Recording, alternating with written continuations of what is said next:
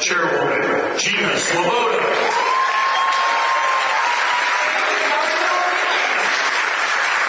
I am super excited. Thank you so much for coming. It is an honor to be with you as always.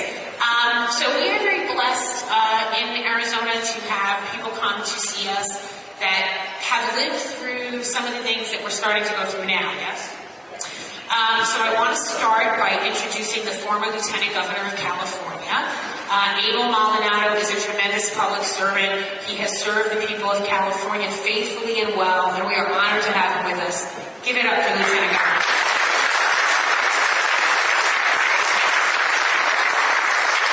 And also with us, one of our very own, our amazing congressman from CD2, who has fought for us on the battlefield as well as the field of politics. I will leave to him to tell us which is the more dangerous. Please give it up for the amazing Eli Crane.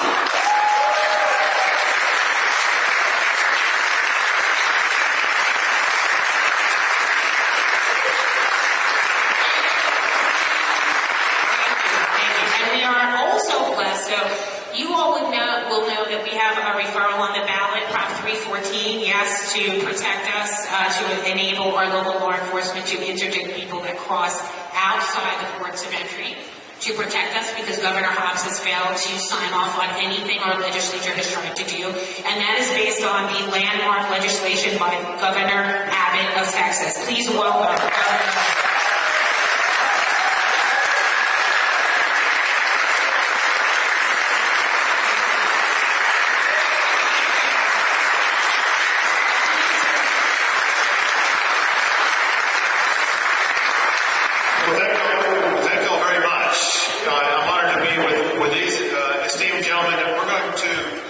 Taking your questions, which told that some of y'all handwrote some questions that are in here, and I'll do my best to be able to read your handwriting.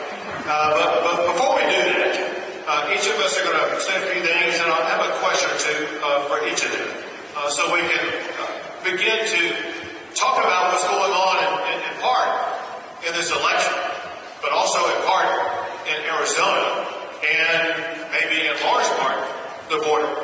Before we do, let me dismiss with one issue that may have crossed some of your minds. I know it happens every time when I go outside the state of Texas, and people are accustomed to seeing me like on Fox News or something like that. And when they see me roll out here, for the first time, they see me in a wheelchair and didn't know about it before. I'll tell you quickly what happened. I was 26 years old, and I went out for a jog one day, which I do every single day. This particular day when I was jogging, a massive oak tree, almost as tall as the ceiling in this room, crashed down onto my back, fracturing my vertebrae and my spinal cord, leaving me immediately paralyzed and never able to walk again.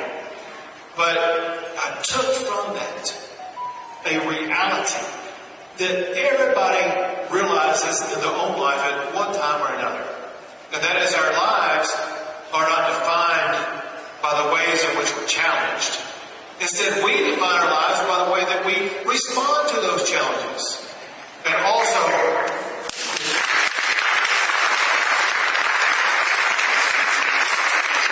we got a challenge right now. A challenge for the future of the United States of America. And at the centerpiece of that challenge is Arizona. Arizona is pivotal to the outcome of this election. And the issues that y'all are facing every single day, we'll talk about those issues up here tonight. Because what we all know, if every voter knows the issues, Donald Trump is going to win this election.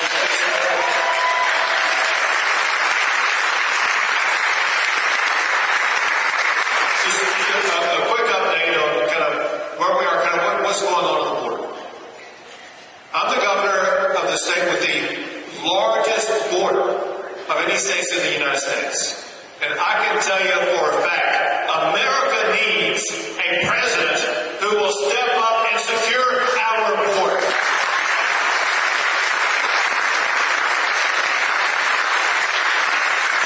Too many people forget that it was just 4 years ago we had the most secure border in about 45 years. Then Biden and Harris come in, and they gut all of the policies policies that Trump put into place that led to the secure border. They eliminate border enforcement altogether. And the result has been a disaster for Texas, for Arizona, for California, and now for states across the entire country. Among the people allowed in, that Kamala Harris and Joe Biden welcomed into our country are known rapists, known murderers, and known terrorists. And to make matters even worse, the Biden and Harris administration even attacked Texas and fought against us as we were trying to secure our own border. You remember those big orange buoys that I put into the Rio Grande River? They were designed by the Border Patrol because they were effective at denying people from crossing the river, which we have in Texas, illegally. And I deployed them because Joe Biden would not. And wouldn't you know, as soon as I deployed them, Joe Biden filed a lawsuit to put a stop to it. That did not deter me because I kept those buoys in place.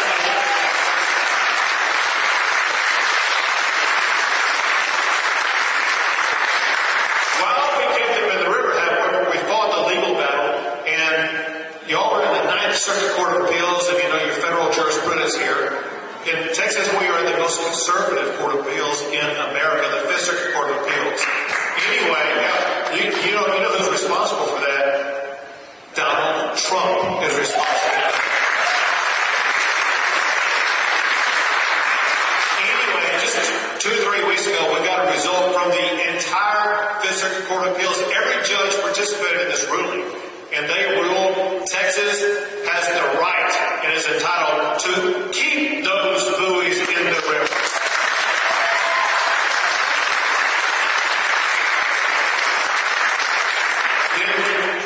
You'll remember that we began building razor-wire border barriers. To put this in context, Texas is building her own border wall, the same wall that Trump built. This is coming out of our pocket. Texas as a state spent more than $15 billion on border security, part of which builds the wall. What we found is this, and that is we can build just as effective barriers at a lower cost by the Texas National Guard.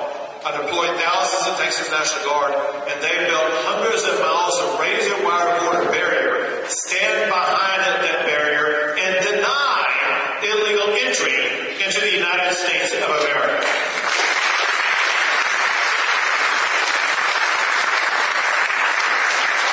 So we're ready for the fight, and we will continue to do so.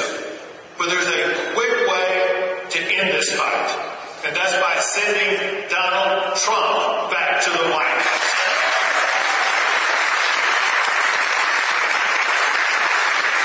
Last thing before I pass it on, and that is Arizonans. You're facing so many challenges on the border. It's going to be far worse with Kamala Harris if she were president of the United States. Do not allow yourselves as a state to be sucked into that would destroy this beautiful state. Ensure that you're on the right side of this ballot by voting to elect Donald Trump on November the 5th.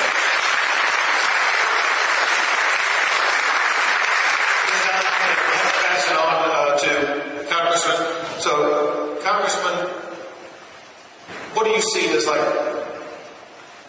kind of your perspective of Kamala Harris and the challenges that you've had with her? Is that too hard a question? No, thank you. Thank you, Governor, and thank you for coming all the way out here to help us in Arizona and make sure that we bring home this election for President Trump. I mean, you guys are excited to get President Trump. Also, let's give another warm welcome to the Lieutenant Governor here who came to help us as well.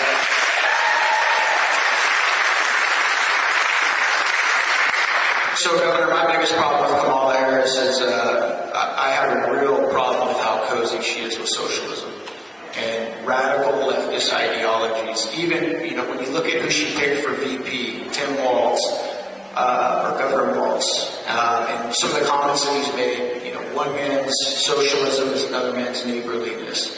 I think a lot of us thought that she was going to try and pick some moderate to kind of water down the image of her being the most radical member of the United States Senate, but no, she didn't do that at all.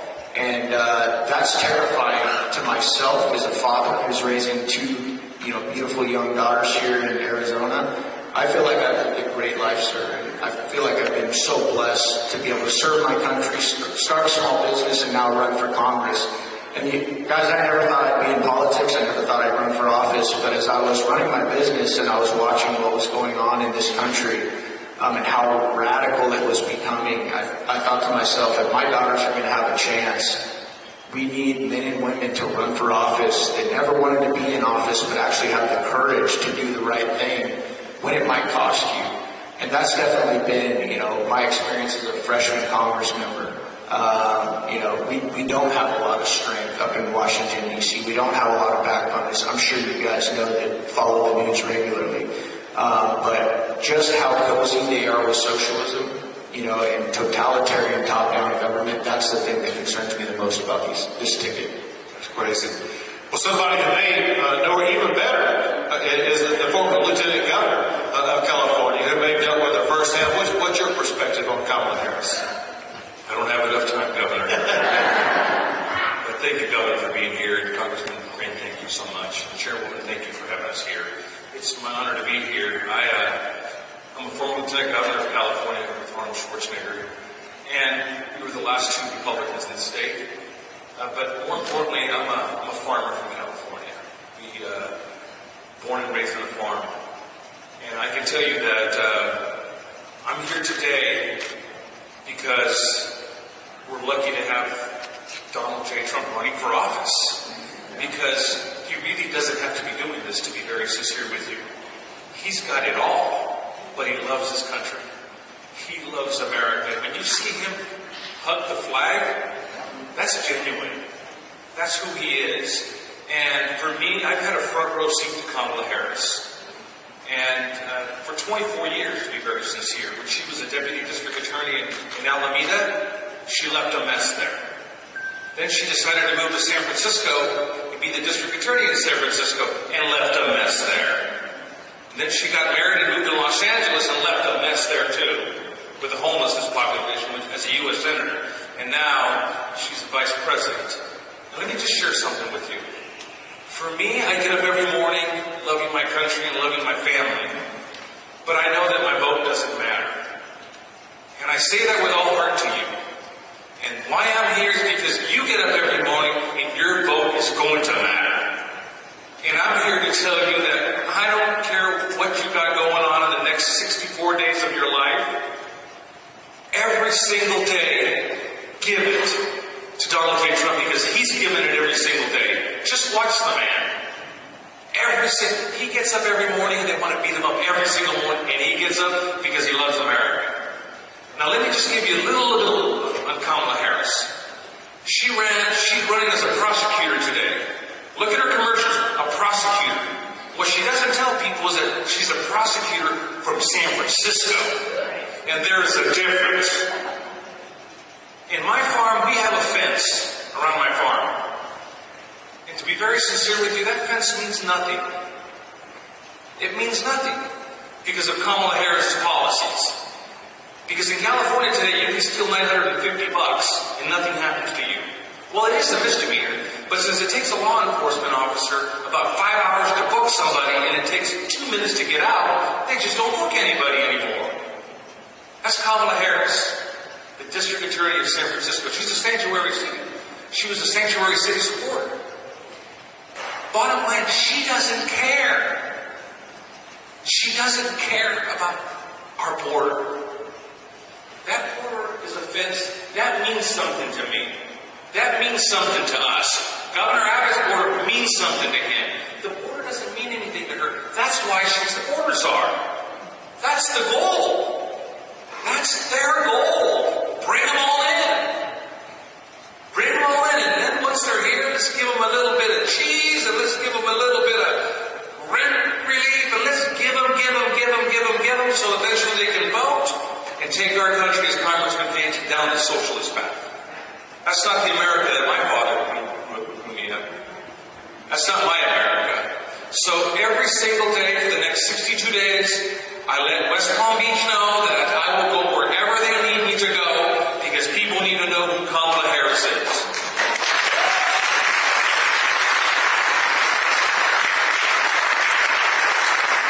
One more other question. Congressman Crane, so of the people up here on the stage, you know people in Arizona the best. Well, help us understand, and maybe the people viewing, what are some of the biggest challenges that people in Arizona are facing because of Kamala Harris, what she has done, and what she would do if she were elected president? Yeah, thank you, Governor. There's people all over the state that have lost loved ones, children to fentanyl. There's people in this state that have lost loved ones to MS-13 gang members. There's people in this state that are struggling just to make ends meet. They're struggling to buy gas and groceries because of what this administration has done and the inflation that they have created. And they're terrified of what another 4 years of this type of government will lead to. And so they know that this woman is completely incapable and unqualified to do this job, sir. And you know one of the reasons I know she's incapable and unqualified to do this job? Because when we get done with this, sir, we're going to go and we're going to talk to the media. She's not even allowed to do that. She can't do that. Her handlers will not let her talk to the media because they're terrified that when she opens her mouth, sir, she is going to completely dismantle this moderate, problem-solving, persona, false persona that the media is trying to create for her. Crazy.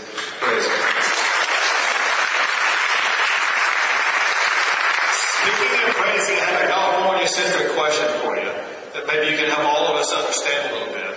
I see in the news that California, which already provides, if I understand it correctly, provides free health care to any illegal immigrant, now is considering to provide them up to $150,000 to buy a home. What's going on with all this, and what would we expect this to look like if Kamala Harris were to be elected? So one of my sons just got married. He's 28 years old, and he's trying to buy a house. And interest rates are high because of Kamala Harris. Houses are expensive in California. And he comes to his dad and says, "Dad, can you help me?" And of course, he's my son. And my dad, he just helped me with an old beat-up truck. But in today's world, we have to help him with the truck, the apartment, and we have to help him with everything. Times have changed. So anyways, my son still doesn't have his house. He was born in Santa Maria, California. Graduated from California San Luis Obispo as an ag business major. But some dude could just cross the border today, come to California, go put an offer on a house, ask the state of California for $150,000, only has to pay it back if the house is sold. If the house is never sold, he never has to pay it back. And this is if Kamala Harris was still in Sacramento or in San Francisco, this is her policy. This is her. So, Governor, I'm not making this up. And when Congressman Crane talks about MS-13, can I just give him a little flavor of MS-13 in California? Edwin Ramos, MS-13 gangbanger from San Francisco, California, 2008, gets caught for theft. Kamala Harris prosecutes undocumented illegal alien from Mexico, or I think it's from Honduras. No, from El Salvador. She can't pick up the phone, so she lets him go. 2 weeks later, grand theft. Same guy, illegal alien. She can't pick up the phone to call INS.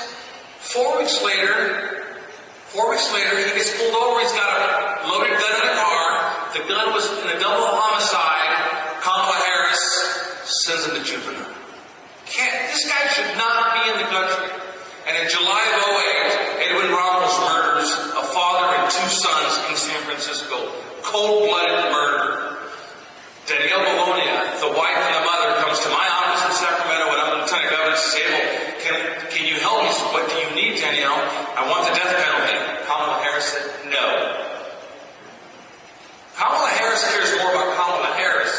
she does about victims of our country. And that's why the board is open. She cares more about the Venezuelan, Trinity, whatever's in Colorado than she does about us.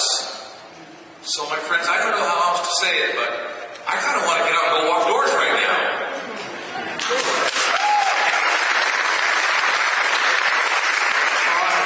Start taking some questions that were submitted by the audience.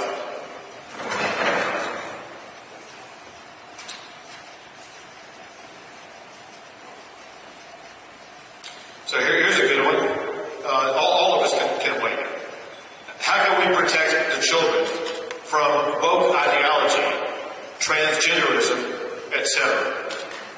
One way we can do it is like what we did in Texas, and that's to pass laws that deny woke ideology in our schools, in our programs. Easy example. This last session I worked with Riley Gaines. We wanted to make sure that we would not have men participating as women in women's sports, and with Riley Gaines' help, a bill by my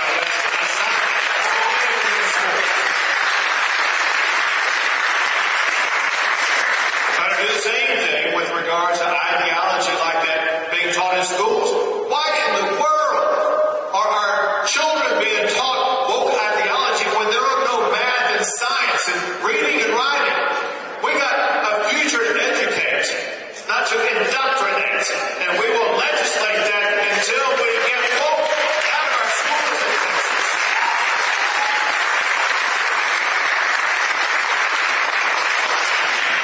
Go for it. All right. It's a tough one to follow, man. You gotta bring it down a little. No, I think the governor's right. We can definitely continue to write laws. But one thing I want to say to this crowd is this is a country of, by, and for the people. We, the people, have to get loud. We have to start showing up to school board meetings. We have to get engaged. We have to become activists. And I know that has sometimes the word activism and activist has a negative connotation. We think of, crazy people when we think of activists often, but activism is just getting active. And we have to do it, or we're going to continue to lose this country. And, I do want to point something out, because I was talking to my team after, winning my primary here a couple weeks ago, and they told me that only a little over 30% of folks voted in our primary. It's pretty sad, isn't it? And I talked to one of my friends, Corey Bills in Florida. He said only 19% of people voted in his primary. What's the message? If we can't even take the time to get up, learn about our representatives, learn who they are, learn who's running for school board, learn who's running for county supervisor, we're going to continue to get the government that we deserve. And so please, for those of us that are, 30 and older in this room, and that covers quite a few of us, but it's up to us to make sure that our kids and our grandkids get to grow up in the same country that we do and that we did. It's up to us, and it's going to take us getting active. It's going to take us maybe putting down the remote control, or not focusing so much on our next vacation, but actually fighting, for the next generation. Why do you think that when President Trump got shot in the head, why do you think when he bounced up, what did he say to us? Why do you think he said that? Because he understands that this movement is so much bigger than him. And even if they do get him at some point, and I pray to God that they never do, because of how amazing he's been as a leader in this country, we got to be willing and ready to pick up that torch and carry it for the next generation.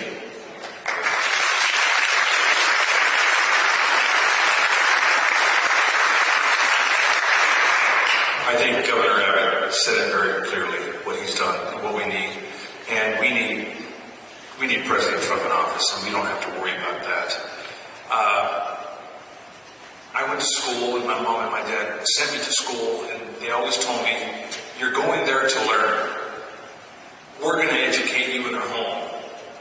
And they gave me my education, and they know what's right from wrong. And if you think on that question, if just imagine Governor Tim Walz and Kamala Harris in the White House on that question.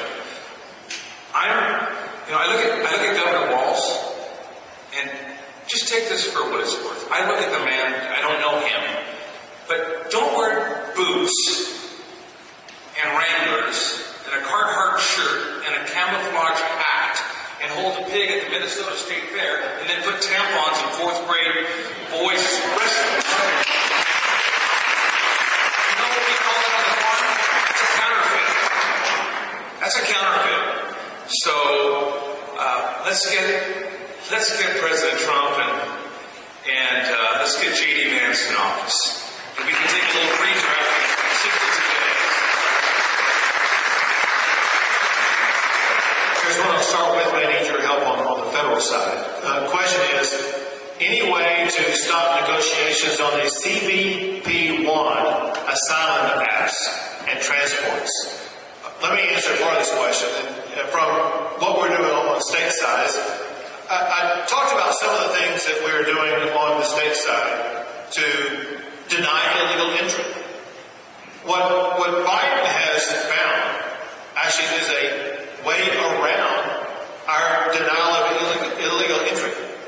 He's literally, and Kamala Harris is on this also, they're flying people over the border or through the points of entry without people knowing about it. When you saw 5,000 people crossing a day into a town like Eagle Pass, Texas, you could see that. That was on your TV. You knew what was going on in America. And what Harris wanted to do was to silence the critics. And they can silence the critics by making this problem go invisible. And they're doing that daily, flying people across the border or through this app, getting them to come to a port of entry, at which time they will put them on a bus and then transport them to some other place. So bottom line is, from a state level, we're using every tool we can at the physical border to deny illegal entry. This has circumvented our efforts. That said, one thing that our very aggressive Attorney General has done in the state of Texas is challenge the Biden-Harris administration on so many of their illegal border edicts that have no basis in law whatsoever. And I would not be surprised if this was one of those where Attorney General would file a lawsuit to stop this because, in my opinion, it does violate the immigration laws of the United States of America. Thoughts? Yeah, there are definitely ways to get rid of that app. There are definitely ways to shut down the border at the federal level. Who here knows what the biggest power that Congress has is? Power of the purse. If we were willing, if we had the courage and the backbone, and I'm sad to report that we don't, but to actually do what we said we were going to do in Congress and say, hey, we're not going to fund your government until you get rid of that app, until you shut down that border, it would happen. Now, would it be long and painful? Yeah, it would. And it would probably lead to, anybody know what it would lead to? A government shutdown. And that's why we didn't secure your border, guys.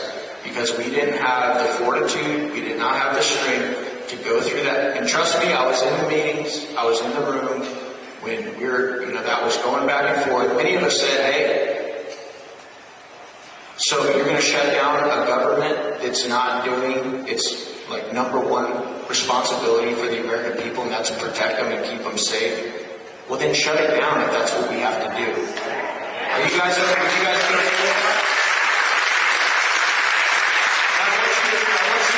something. When I say that, you might think that, well, why does he say that so flippantly? It's not that I don't think it would cause adversity. It's not that I don't think it would cause problems here and there, because it would.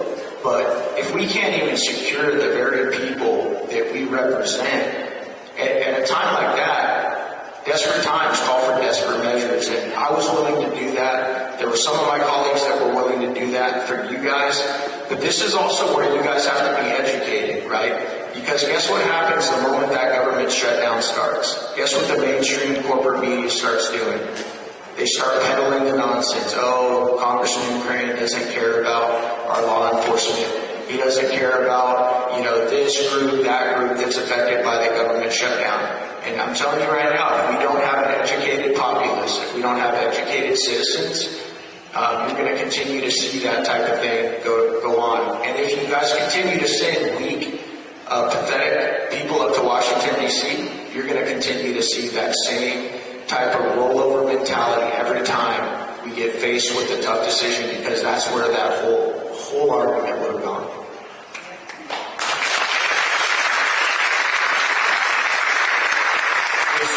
This is a question addressed to you and me, Congressman. How can we work on bilateral border security cooperation with Mexico's regime change and uncertainty on Capitol Hill? First, I want to say this. There has been a person selected by Joe Biden to be in charge of doing exactly that. Her name is Kamala Harris. She has failed in doing that job for the United States of America, and we need change. What can be done? Candidly, if you look at the current president and the new one who's about to take over, they're very difficult to deal with from a, let's say, philosophical basis. The newly elected president is just an overt communist and is antagonistic to the value sets that we have in America. They don't believe in borders, at least the U.S. border with Mexico. They believe they should be able to move across the border anybody they want to. And there's information that is surfacing that has actually been published. They are quickly advancing, the government of Mexico is quickly advancing people from the central part of Mexico to the U.S. southern border by buses and other transportation means. So you may soon see an even larger gathering on our border. But going back to the question, what can be done? Think in your mind, have you seen Kamala Harris in charge of the border in Central America, etc.? Have you seen her come up with a single idea? No. But do you remember what Trump did? Trump was able to get reaction by Mexico in 24 hours. Because there's one thing Mexico needs, and that is the United States economy. And what Donald Trump was willing to do, said, if you're not going to help us, we're going to shut you out of the U.S. economy. AMLO, the president of Mexico, crumbled just like that. We need a negotiator like Donald Trump back in the White House.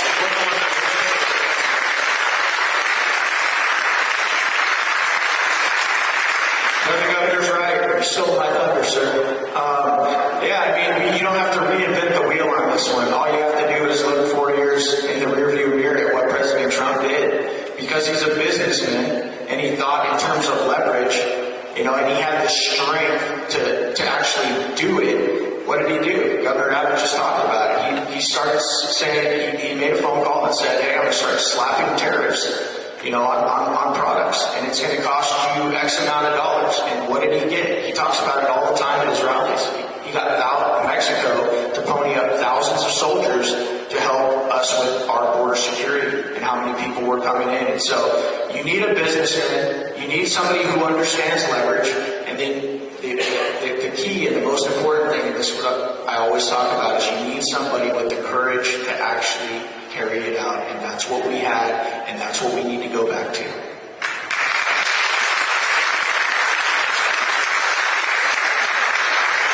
Question says, how do you see the current issue with illegals from a Republican state versus Democrat state if Trump gets to be president? Also, how do you see the deportation of them, Republican state versus Democrat state? Not perfectly clear on exactly what the question is asking, but let me take a couple of stabs at it and leave it open to anybody else. And that is, for one, there's Americans have realized that an open border is no longer just a Texas issue or an Arizona issue. They have come to grips with it that it's an American issue because now all states are border states.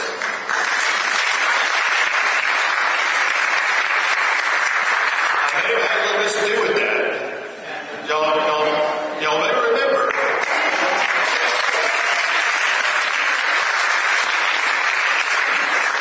So I'll tell you the story that led to this. And the way that illegal immigrants were being processed is they would just walk up to a Border Patrol agent and turn themselves in. The Border Patrol agent would write them up and then put them on a bus, then drop them off in one of our tiny little border towns, like Del Rio or something else. And I had a big town hall meeting with all of the local officials, sheriffs, mayors, etc. And we were talking about possible solutions. One of them piped up and said that they were going to put some of these folks, because they had no room at all, they're going to have to put some of these folks on a bus to San Antonio. I said, don't do that. Let me take charge of the busing program.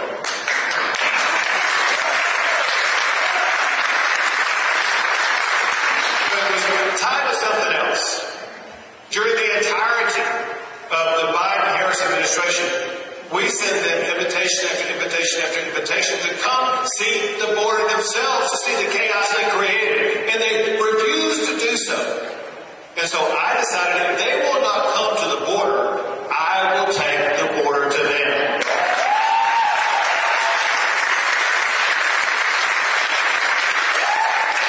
And began busing them to Washington, D.C. And then dropping them off at the address of the residence of the Vice President of the United States.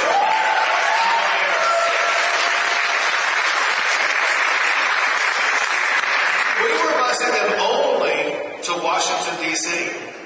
Out of nowhere, Mayor Adams from New York starts criticizing me for busing them to New York. We showed his administration, we showed the press that that was not true, that we were busing them only to Washington, D.C. But that did not stop the criticism. After a while, I got to thinking, you know what? If I'm getting the criticism, I'm going to get the credit.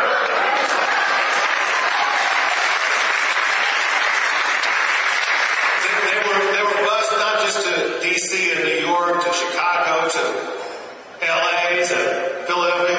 Here was the checklist.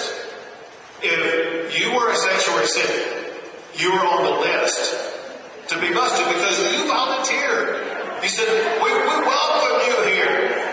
Until you get there, whoa, we didn't really mean that. It shows the hypocrisy of the Democrats.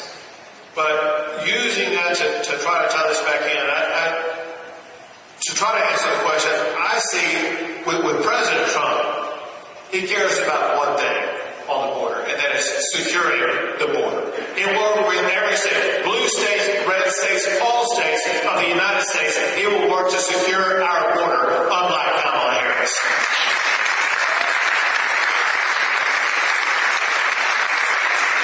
I think Governor Abbott covered it, and you look at the two, as Governor Abbott said, President Trump wants to secure the border, close the border, and start deportation of folks that are here.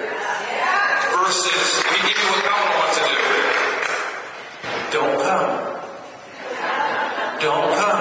That's what she says. You think an MS-13 gangbanger in Missouri is going to listen to her? Don't come.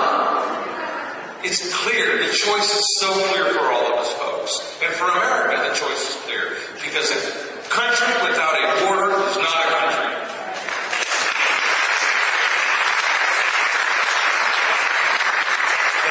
This is very important to everybody who's a voter, who wants to ensure integrity in our elections. It just says actions you've taken to ensure voter confidence in poll locations and voting booths, ensuring accuracy. Now, I'm assuming this was submitted by someone who is in Arizona, and you may be looking for an Arizona-centric answer, and that would have to be you. I'll give you the Texas answer to it. So, in Texas, I signed a series of laws back in 2021 to make sure that we would eliminate uncertainty or concern in the entire election process. So we passed laws ensuring greater transparency from voter registration to going into the voter booth to the voter count to make sure accuracy of all of it. And then you may have seen what I announced was about 2 weeks ago. As part of the process, we eliminate people who are not eligible for the voter rolls, and I announced that Texas had eliminated 1.1 million voters from the rolls who were not supposed to be eligible.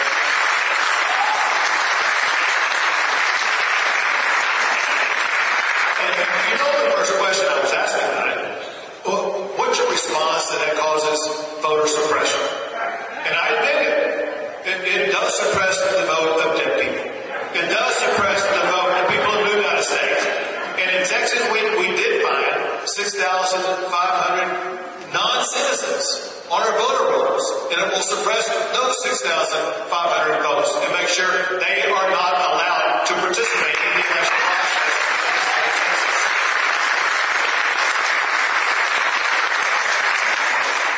So I feel a little bad because the subject matter expert on this is Miss Gina Swoboda. Did I get that right this time? I keep getting her name wrong, and I promised her I was going to get it right. But she is the expert on this one because, as you guys probably know, per the Constitution, elections will be run at the state level, thank God, and not the federal level. One thing I can tell you, though, is that when we get back into session next week, one of the things that we're going to be voting on, and from what I hear, we're going to be attaching to government spending is the SAVE Act. Most of you guys don't know that act is designed to stop illegals from voting. And how many of you guys, can you guys guess how many Democrats you think are going to vote for that one? Not one. I mean, it goes to show you what their plan was all along, or a part of their plan was all along. And, bring in a bunch of people who aren't supposed to be here. I know we're over 10 million at this point, and then go ahead and allow them to vote. And I know you guys have been paying attention to that and watching it, but that's why, like President Trump says all the time, we have to work like there's no tomorrow, like our kids' future depends on it, and we have got to make this one too big to rig.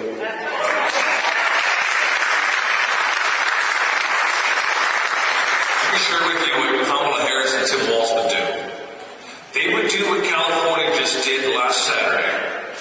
They passed a bill in the middle of the night that says, it's going to go to the governor's desk, Newsom's going to have it on his desk, that you are not to ask for an ID when you go vote.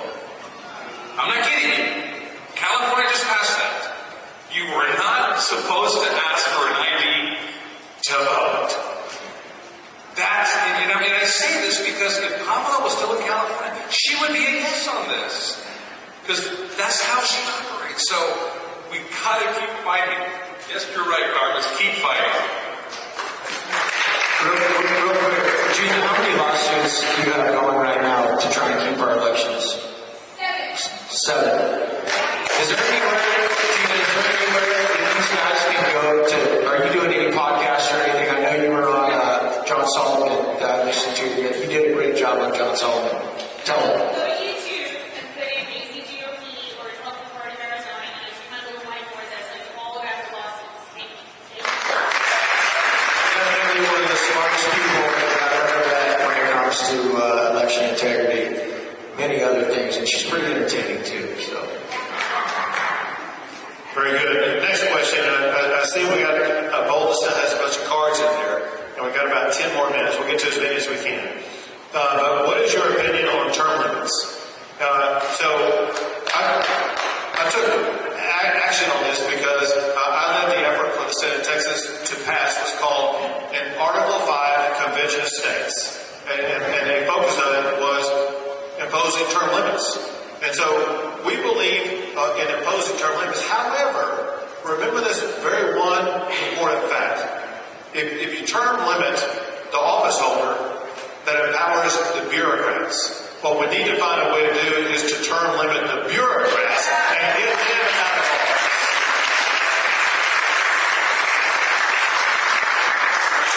No, the governor's once again right. I actually took the term limit pledge, and it's something I would absolutely go for. Do I think it'll ever happen? No.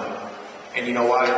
Because I don't think the people that benefit from it, your swampy politicians, your uniparty, elected officials would ever vote for anything that would, remove power from them.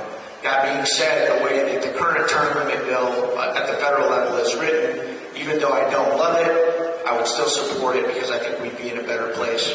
And for those of you guys that don't know what I'm talking about, the way it's written right now, if you're a senator, you would be limited to 2 terms, which would mean you would get 12 years.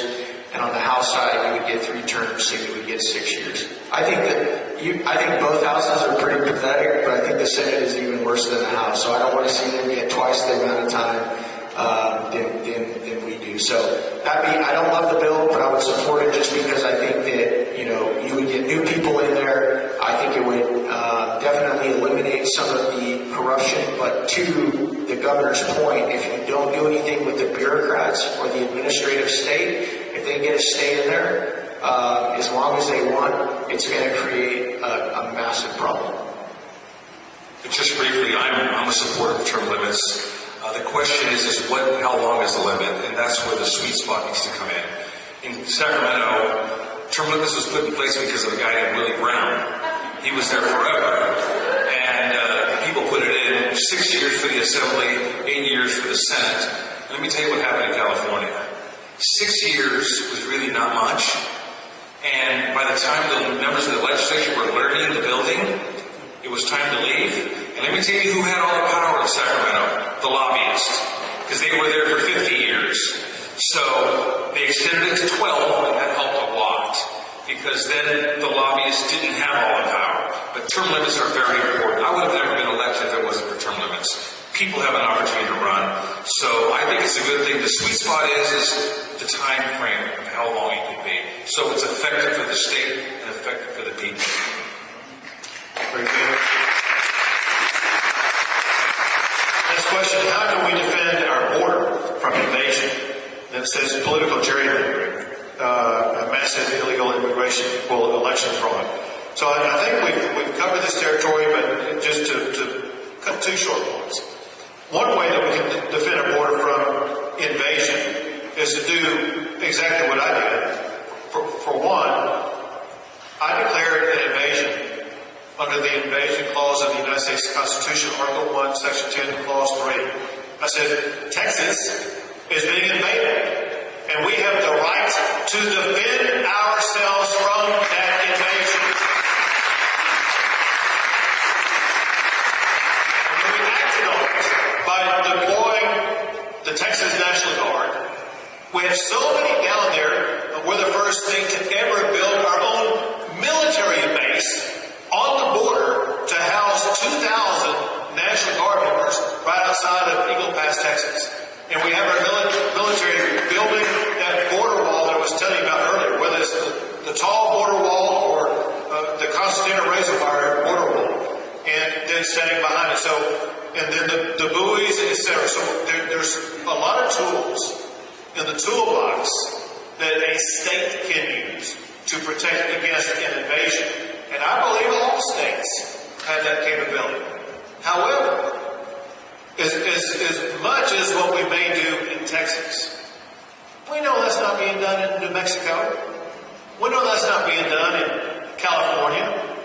And so the reality is we can protect Texas from an invasion, but we can't protect America from being destroyed by people who come here by the number. In fact, I didn't give you the number earlier. I think it's more than 11 million. I'm not sure how large Phoenix is, but I know how large Houston is. More than 4 Houstons have crossed the border illegally under this Harris administration. And the only way that you can really stop that is putting in the White House a president who has a proven record. They know the toolbox, the tools to use, and they will in fact secure the border. And that person is Donald J. Trump.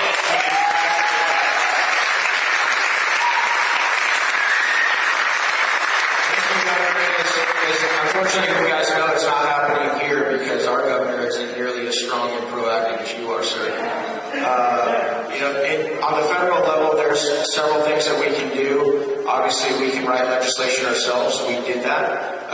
We passed H.R. 2 out of the House, which was the most comprehensive border bill that has ever come through Capitol Hill.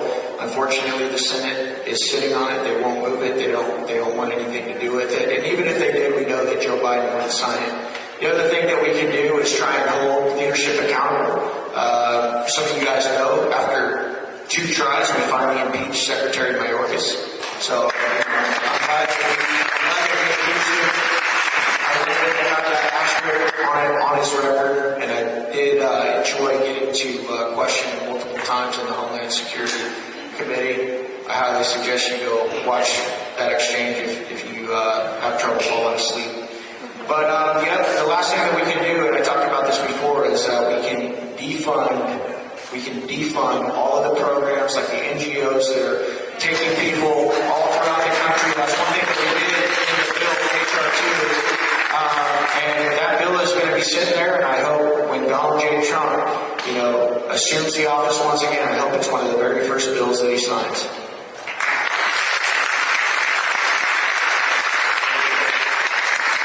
Next question, directly, how will cartel recruiting of young Americans and any American by way of social media be addressed while maintaining free speech across online platforms? First, I would say, I don't know if it is free speech to encourage somebody to commit a crime, which is what the cartels are doing. They're trying to recruit you to participate in criminal activity. I'm not sure that's guaranteed protection under free speech. That said, we saw this process happening in Texas, where some Texans were recruited by the cartel and assisted them in transporting and moving illegal immigrants. And what we decided, we needed to make sure Texans knew there was a price to pay for doing that.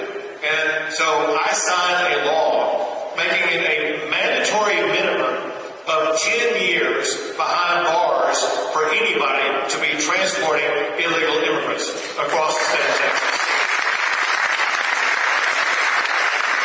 So discouragement would be one of the tools to use to stop that. Absolutely. I think deterrence is so important here. I think what we've seen with this administration is we've actually incentivized people to come here illegally. But how this works is, even if we're not able to stop the social media companies and shut down, the advertisements that they allow on there, word gets back south pretty quick if somebody made a run over the border or was picking up people and they actually got prosecuted and incarcerated for breaking our laws. And so I'd actually like to see us start following the laws that we have on the books. And I think that once you start doing that, word of mouth spreads really quickly. Hey, the game has changed. There's a new sheriff in town. It's not worth the $750 or the $1,500 you're going to get for this load. Next is the question. Looks like it's written for you. It says, what are your top criminal justice policies and how would they impact Arizona? What are my top criminal justice policies? All right.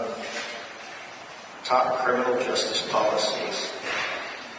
Well, like I said, when it comes to criminal justice, I think that this gentleman here, the Lieutenant Governor, was talking a second ago about when he worked with Kamala Harris, and how everywhere she went turned into a complete disaster. Is that correct, Lieutenant Governor?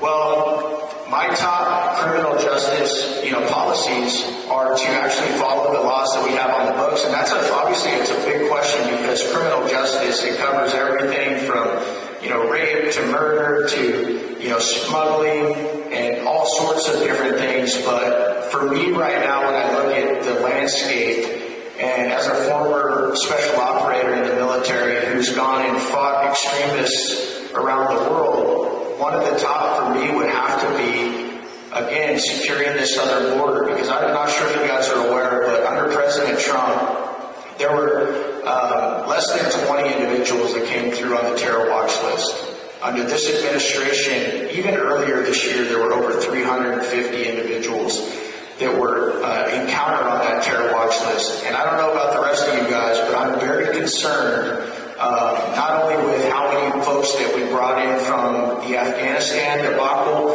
but even with the visa program that we have.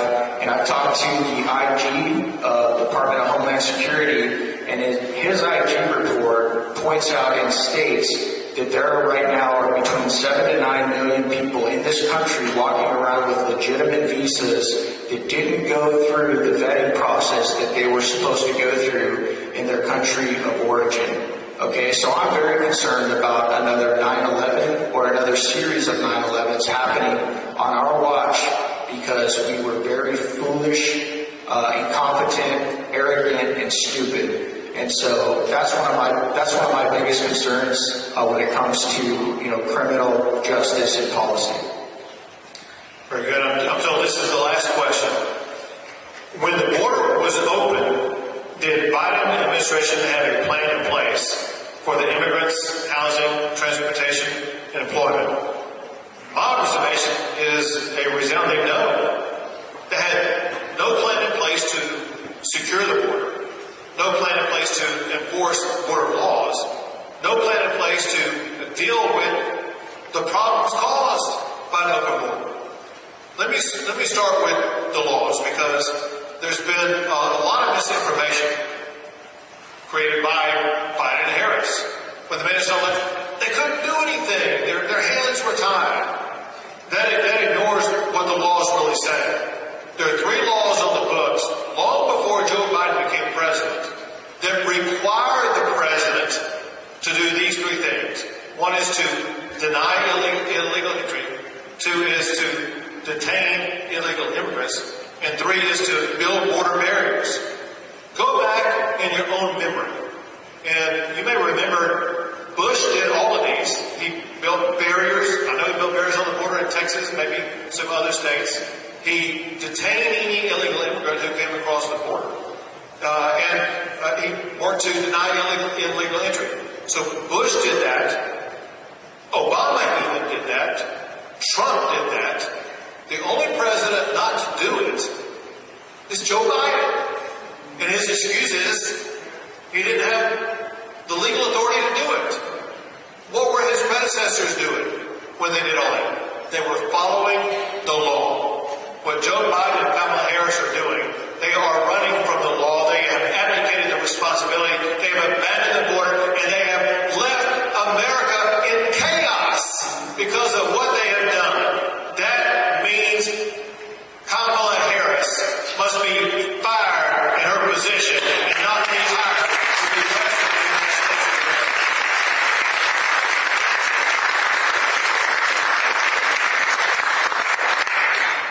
Well, as we close, everybody in this room, everybody in our country, we've lived under both economies. We've lived 4 years under President Donald J. Trump, and we've lived 3.5 years with Kamala Harris. I think this decision is really, really easy for us. It's really simple if you think about it. Now, if you still don't know what Kamala Harris is going to do, look at California. Now, I don't mind being here in Arizona talking bad about my home state, but look at San Francisco. It's one of the most beautiful cities in the world. It's been destroyed by Kamala, her policies. And then she's got a running mate who said, he actually said this, he's going to invest in a ladder business so people can jump over the fence. He said that. I don't know what more do we want to hear. So, just in closing on my end, thank you for being here. And I really mean this from the bottom of my heart. Because I know what it is to live in today's America. It's hard to make a living. You can't. Laura, my wife, says on Sunday she came in the door, she slammed the door and said, "Are you okay?" She said, "I just went to McDonald's for 3 sausage and egg with mom at $42. It's what we're living. It's what the Hispanic community's living. Look, there's no secret. I'm an American, but my heritage is Hispanic. And let me just share this with you. We want a good life too. They want a good life. They want to be safe. When they close that door at night, they want to be safe in their home. And there's only one person that's going to do that for you. God will take it. So let's get out there and work. Thank you. You'll get a great crowd. Be sure not only do you go vote, everyone must be responsible and obligated to take 5 people to go vote with them if you're going to make a difference here in Arizona. But we are going to go do what Kamala Harris refuses to do. We are going to go take questions from the media.